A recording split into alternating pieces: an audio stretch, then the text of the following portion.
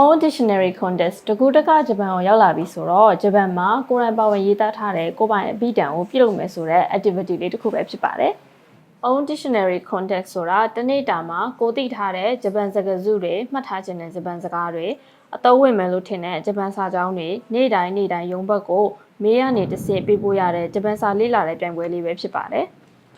技能実習生နဲ့特定技能လုပ်သားများအတွက်အလုပ်မှာသုံးရမယ့်အသုံးဝင်မယ်လို့ထင်တဲ့ဂျပန်စာစကားကိုပို့ပေးရမှာဖြစ်ပါတယ်။တတိထားရမှာကပုံမှန်နေ့စဉ်ဘဝမှာသုံးတဲ့ဂျပန်စကားထက်လုပ်ငန်းခွင်မှာသုံးလေးရှိတဲ့စကားပြောစာကြောင်းတွေကပဲအသုံးဝင်မှာဖြစ်ပါတယ်။လုပ်ငန်းခွင်ထဲမှာအဆင်ပြေချုံးမွေးဖို့အတွက်မှတ်ရတဲ့စကားတွေသိတဲ့စကားတွေမှတ်ဖို့ခက်ခဲတဲ့စကားတွေကိုလည်းကုမ္ပဏီတွေဘက်ကအနေနဲ့သိကျင်တာတဲ့ကြောင့်မတူညီတဲ့ကုမ္ပဏီမှာတူညီတဲ့အလုပ်ကိုလုပ်နေကြတဲ့တခြားသောညီကိုမောင်နှမတွေကဘယ်လိုမျိုးဂျပန်စ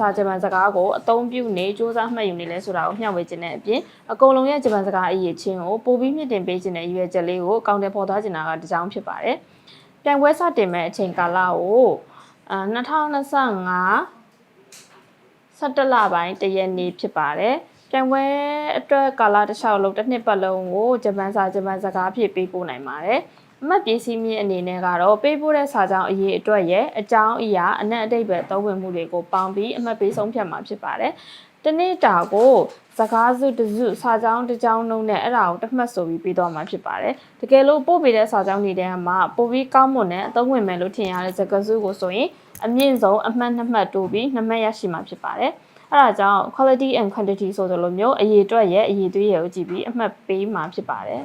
။ပြိုင်ပွဲပြိုင်ရန်အကျုံးဝင်သူများကတော့လက်ရှိဂျပန်မှာနေထိုင်သူပဲဖြစ်ဖြစ်မြန်မာမှာနေထိုင်သူပဲဖြစ်ဖြစ်ကြားမမရွေးဝင်ရောက်ရှင်ပြိုင်နိုင်ပါတယ်။ဂျပန်မှာနေထိုင်သူဆိုရင်技能実習生ဗီဇာဒါမှမဟုတ်特定技能ဗီဇာနဲ့အလုပ်လုပ်ကိုင်နေသူဖြစ်ရပါမယ်။မြန်မာမှာနေထိုင်သူဆိုရင်တော့技能実習生ဒါမှမဟုတ်特定技能နဲ့အလုပ်လုပ်ခွင့်ကိုလက်ဝယ်ရရှိထားသူဖြစ်ရပါမယ်။ဘယ်သူမဆိုဂျပန်လုပ်ငန်းခွင်အတွက်ဂျပန်စာကိုလေ့လာဖို့လိုအပ်နေသူတစ်ယောက်ဖြစ်ရပါမယ်။အကုန်လုံးစိတ်ဝင်စားနေမဲ့စုလေတွေကတော့ပထမစုဂျပန်ယန်1030နဲ့ဒိုင်းစုကြီးကိုချီးမြှင့်သွားမှာပဲဖြစ်ပါတယ်။ဒုတိယစုကတော့ဂျပန်ယဉ်ကျေးမှုအမွေနှင့်လက်မှုပညာဆိုင်ရာမှာ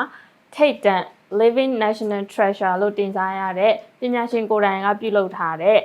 Tenmoku 6ဝန်ကိုပေးရသွားမှာပဲဖြစ်ပါတယ်။တတိယစုကတော့အချိန်ကိုတမိုးထားစေခြင်းနဲ့ဆိုတဲ့အဓိပ္ပာယ်လေးနဲ့ဂျပန်နိုင်ငံရဲ့ဒုတိယအကြီးဆုံးကုမ္ပဏီဖြစ်တဲ့ Citizen Brand ရဲ့ Chronograph Collection လက်ပတ်နိုင်တစ်လုံးကိုပေးရချီးမြှင့်သွားမှာပဲဖြစ်ပါတယ်။တခြားသောနှစ်သိမ့်စုတွေလည်းချီးမြှင့်သွားမှာဖြစ်လို့တေချာပေါက်အကုန်လုံးကိုပါဝင်ရှင်ပြိုင်ဖို့အတွက်ဖိတ်ခေါ်လိုက်ပါတယ်။ရှင်ပြိုင်သူတွေအတွက်ထပ်မံရရှိနိုင်မဲ့အခွင့်အရေးပြိုင်ပွဲဝင်နေစီကနေပေးပို့လက်ခံရရှိတဲ့စာကြောင်းတွေနဲ့ဂျပန်မှာအလုပ်လုပ်ဖို့စဉ်းစားနေပြီးဂျပန်စာလေ့လာနေတဲ့ဂျူနီယာလေးတွေအတွက်တစ်ဖက်တစ်လမ်းကနေအထောက်ပြုစေခြင်းတဲ့အတွက်ဖြစ်ပါတယ်။အဲ့ဒါကြောင့်技能実習生特定技能の先輩たちから学ぶ〇〇業界で使う生の日本語ပုံစံမျိုးနဲ့အသုံးဝင်တဲ့စာအုပ်ကိုထုတ်ဝေသွားမယ့်အစီအစဉ်လေးပဲဖြစ်ပါတယ်။〇〇業界ဆိုတာကဥပမာအနေနဲ့ဆိုရင်စားတောက်ကုန်ထုတ်လုပ်ငန်း၊ဘိုးဘွားဆောက်ရှောက်ရေးလုပ်ငန်း၊စိုက်ပျိုးရေးလုပ်ငန်းအစရှိသဖြင့်မတူညီတဲ့အလုပ်တွေမှာအမျိုးမျိုးသောစကားလုံးတွေမှတ်ရကြရတဲ့ဂျပန်စာတွေကမတူဘူးလို့ထင်ပါတယ်။အလုပ်ထဲမှာအကျိုးရှိအသုံးဝင်မဲ့ဂျပန်စကားကိုအရေးသွေးကောင်းကောင်းနဲ့လေ့လာသင်ယူနိုင်ဖို့အတွက်စာအုပ်ကောင်းလေးတစ်အုပ်ထွက်လာစေဖို့အတွက်ရည်ရွယ်ပါတယ်။ဒါဆိုရင်စာအုပ်ထဲမှာပါဝင်ရေးသားထားသူတွေရဲ့စာကြောင်းတွေထဲကအကြောင်းအရေးအတွက်နဲ့လိုက်ပြီးတော့စာအုပ်ရောင်းရငွေတွေကနေရာခိုင်နှုန်းအကျိုးမြတ်ခံစား권ကိုပါထပ်ပေါင်းရရှိမှာပဲဖြစ်ပါတယ်။ဥပမာအနေနဲ့စာအုပ်ထဲမှာစာကြောင်းပေါင်း1000ပါမယ်ဆိုရင်ပေးပို့ထားတဲ့စာကြောင်းအရေးအတွက်20ဆိုလို့ရှိရင်မိနစ်20ကိုစာကြောင်း1000ရဲ့200%တနည်းအားဖြင့်စာအုပ်ရောင်းရငွေရဲ့အမြတ်ငွေ200%ကိုရရှိမှာပဲဖြစ်ပါတယ်။ပြန်ပွဲဝင်သူများအနေနဲ့ကတော့ application file နဲ့တစ်ဆင့်ဝင်ရောက်ရှင်ပြိုင်နိုင်ပါတယ်ရှင်။အဆုံးထိကြည့်ရှုပေးတဲ့အတွက်ကျေးဇူးအများကြီးတင်ပါတယ်။အကုန်လုံးကိုပဲဝင်ရောက်ရှင်ပြိုင်ဖို့ဖိတ်ခေါ်လိုက်ရပါတယ်ရှင်။တတား